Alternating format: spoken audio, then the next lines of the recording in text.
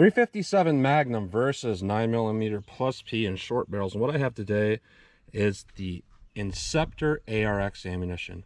Ruger used to make this particular ammunition, Ruger ARX. Now it's Inceptor ARX. And I've tested some of the Ruger in the past, and I've tested some of the Inceptor in the past. A lot of people here know that I tested the 38 Special Inceptor ammunition in the past, and I had some issues with it fragmenting in my Smith & Wesson J-frame. Basically, I found out what the issue was. I was cleaning this particular revolver, this Taurus 605, along with my Smith & Wesson 686 and the Smith & Wesson 342 PD. I was cleaning them all at the same time, and I was pushing the bore brush through each particular revolver back to back, and I realized that the Smith & Wesson 342 PD had a really tight bore compared to the rest. So I think that's why the 38 Special version was fragmenting. So what we have today is 357 Magnum and 9mm+P. The 357 is an 86 grain copper matrix projectile, rated at 1650 feet per second. The 9mm is a 65 grain rated at 1695 feet per second. And what this bullet basically is, it's copper filings with polymer melted together. So that's kind of like a little bit of a copper plastic, kind of like concrete type thing going on. So we're going to go through the chronograph, see what kind of velocity and accuracy we're getting at the same time. And then as always, we're going to go through the Juggernaut box, which contains a 1 3/4 inch pack of bologna to simulate like a pectoral muscle, covered by 4 layers of denim, followed by 1/4 inch medium density fiberboard that kind of simulates ribs or sternum, and into water jugs to catch this projectile. And normally how most defensive ammunition performs in the Juggernaut box is we get out the back of about the jug 3 or back of jug 4 that indicates about 15 to 18 inches of ballistics gel penetration. So let's see what we get between 357 Magnum and 9mm+P ARX. So let's get started with the test. All right, first up is the 9mm. We'll see how it does for velocity and accuracy. About 5 yards from the target, 4 yards from the chronograph. See what we get.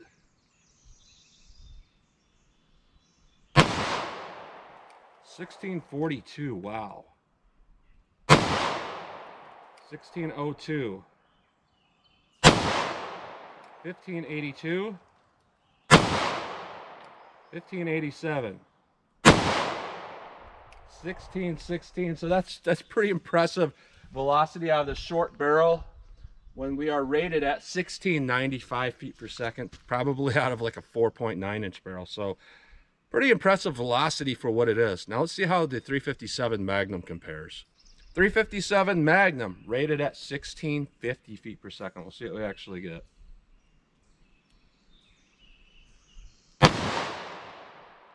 $13.11. 1465. 1442. 1416. 1388. So the consistency of the velocity wasn't that great, but through a 2-inch barrel, typically companies use a 4 to a 6-inch barrel to rate their velocities. I'd say it's about what you would expect out of something like this. Not quite as impressive as the rated velocity to actual velocity as the 9mm, but not too bad. Now let's hit the ballistic box and see how this does. I'm really interested. Never ran an ARX through fiberboard before like that. So let's get started with the test and see how that does. All right, first up is the 9mm+P. We'll see how this does.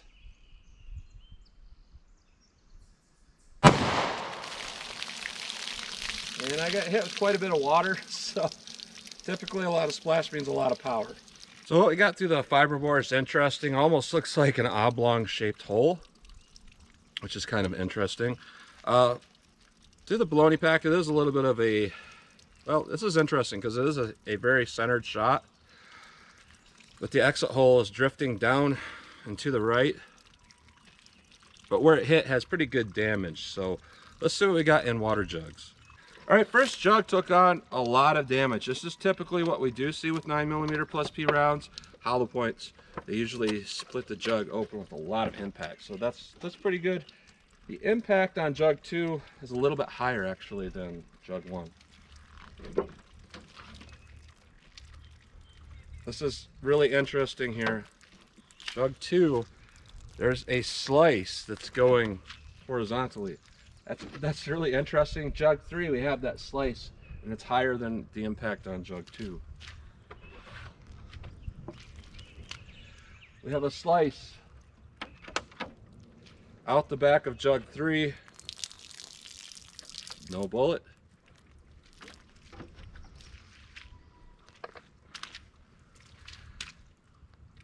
Jug 4 has no damage, and I can see the bullet in the box. So what happened is it bounced off Jug 4, indicating about 15 to 16 inches of penetration if it were to be ballistics gel.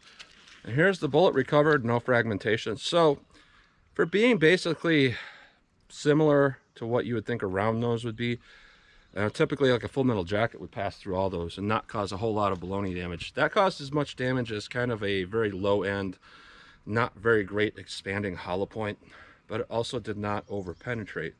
So overall, I'd say it did pretty decent. Now let's try the 357 Magnum, see how that compares. 357 Magnum ARX. We'll see what we get through the baloney pack, see what kind of damage we get.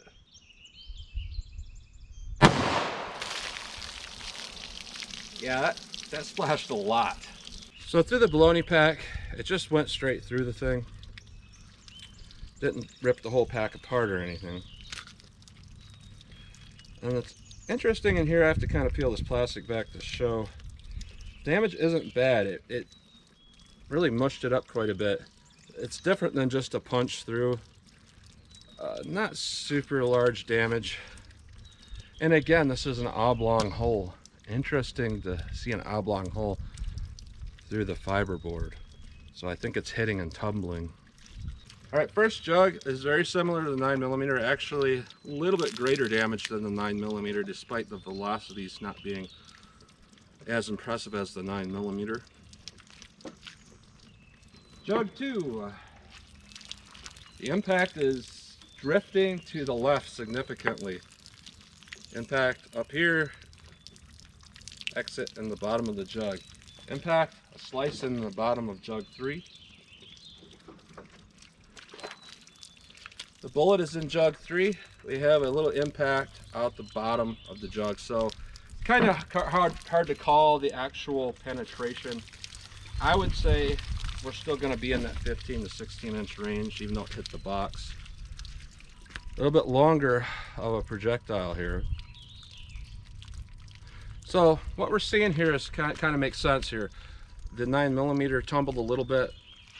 The 357 is a lot longer, so there's a lot more erratic tumbling that can occur with a longer projectile. But that's actually, when we're looking for getting kind of a tumbling bullet, that's what we want to get. So I would say when we look at this, even though I think the 357 had less energy overall, I think it would actually cause more damage than the 9mm because of the length of the bullet and it tumbling. So what we're seeing from this test is that it is effective ammunition. It is absolutely effective.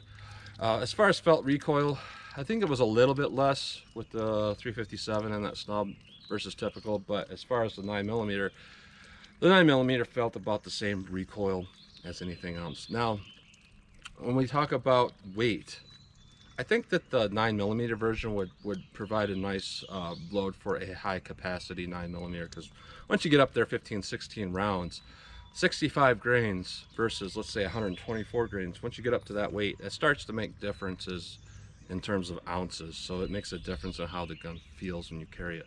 A revolver, not so much. This is a lot lower energy than typical for a 357 Magnum, and there's not really a huge advantage here that I can see with the 357 Magnum. So they both did well. Not too impressed with the results, but decent ammunition overall. So that's what you get today with the ARX short barrels 357 Magnum versus 9mm+P. So as always, comment, share, and like, and thanks for watching.